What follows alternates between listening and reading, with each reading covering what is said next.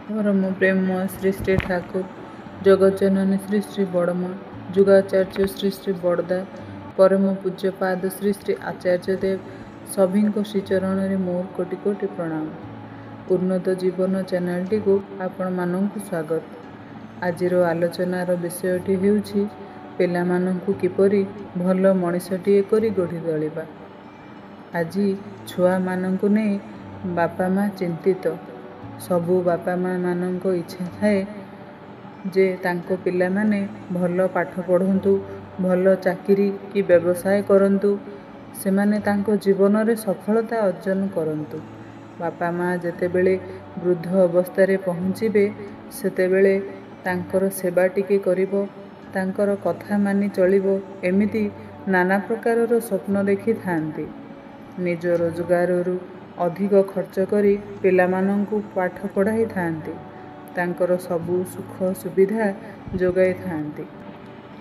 किंतु आजिर समाज रे पिलामाने अबाटकु चली जाउछंती।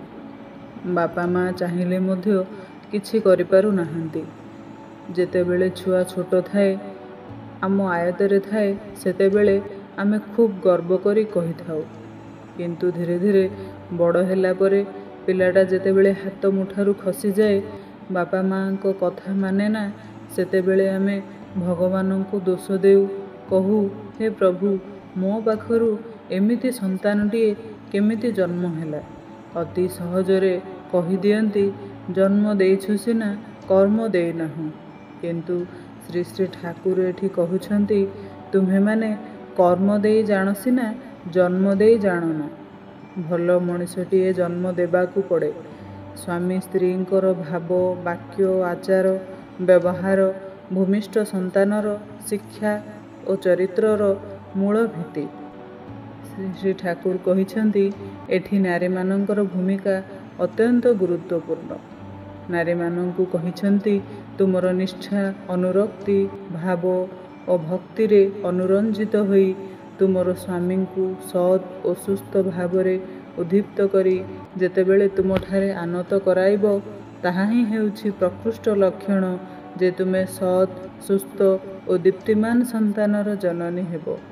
मनिषर साधारणतः पुओ झियो माने सेमानंक शिक्षा मार बोध वाक्य चलन चरित्र और दक्षतारू ही पाई थांती। नारी मानंकर एगुड़िक जेते ही पुष्ट और पटु हेबो, पुओ झियो मानंकर शिक्षार भित्ति सेते ही दृढ़ हेबो। तुमे जदि तुमर स्वामी प्रति विद्वेष भावापन्न विरक्त ईर्षापरायण और दोषदृष्टि संपन्न थाओ किंबा तांकठारे अनिच्छा थाए, सावधान तांकु ग्रहण कर नाही। कारण एहा फलरे अल्पायु मूढ़ मस्तिष्क अस्थिर क्षीणमती रोगसंकुल संतान ही भूमिष्ठ हेबो। गोटिए सुसंतान को जन्म देवा पाई माँ मानंकु ए दिगरे विशेष ध्यान देबाकू हेबो। आम पाख घर बापा माँ दुई जण पिलामानंकु एभली शासन और भयभीत करी रखुथिले जे सेमाने उठ कहिले उठुथिले, बस कहिले बसुथिले। जेतेबेले देखुथिले अन्य मानंकर छुआ माने अझट हेउछंती, सेतेबेले खूब गर्वर सहित कहुथिले आम पिला माने खूब आज्ञाकारी, आमे जहा कहिबु सेमाने सेया करिबे। गोटिए पदरे थरहर होई जाआंती। किंतु किछि दिन परे देखागला पिला गुड़ाक अमनिष होई जाइछंती। केतेबेले की कर्म करंती बापा माँ मध्य जानि पारंती नाही। बापा माँ को माड़ मारी घरु बाहर करिबाकू मध्य पछाइले नाही। सेथिपाई श्री श्री ठाकुर कहिले पुओ को सत शिक्षा सत शासन रे केबे हेले उपयुक्त मनिष कराजिब नाही बा जाई पारे ना।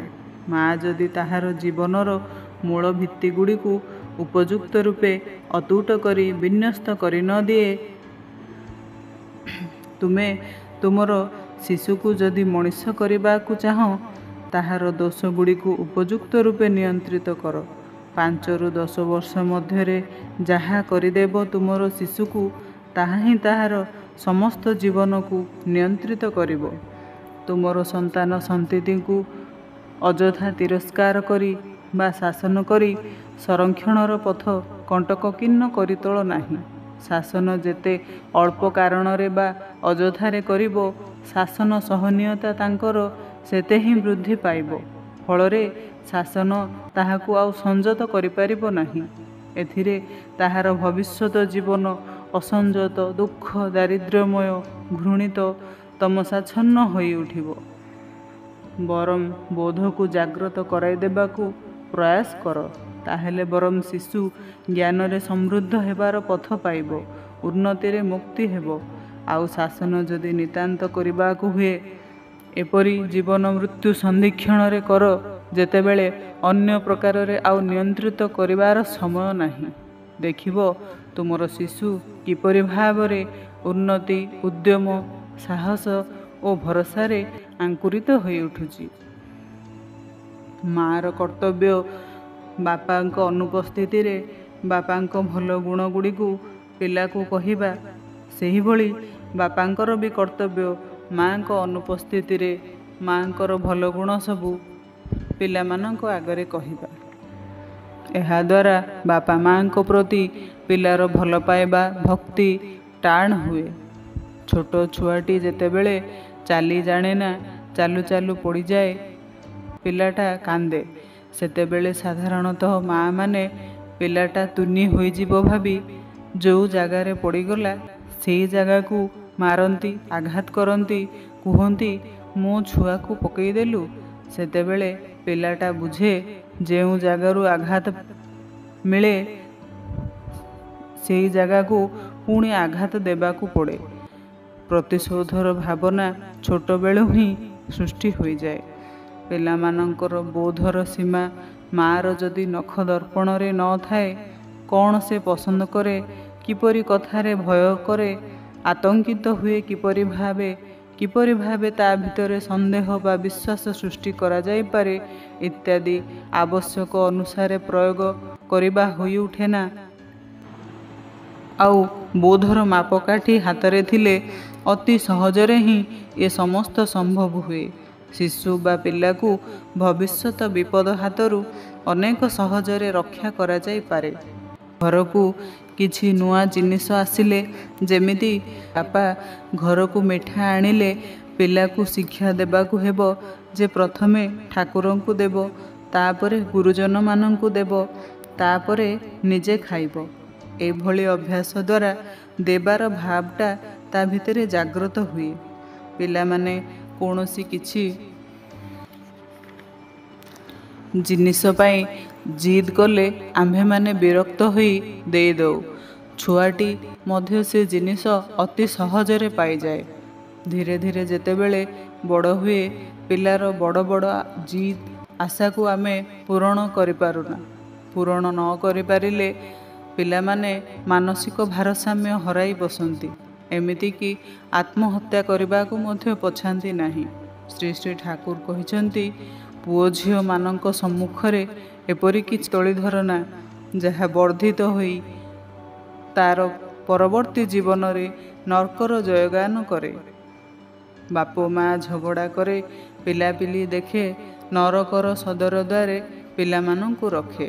ଶ୍ରୀ ଶ୍ରୀ ଠାକୁରଙ୍କର ଏହି ସବୁ ନୀତିକୁ ଆପଣେଇ ନିଜ ଜୀବନରେ ପ୍ରତିଫଳିତ କରିବା ଏବଂ ପିଲାମାନଙ୍କୁ ଭଲ ମଣିଷଟିଏ କରି ଗଢ଼ିବା।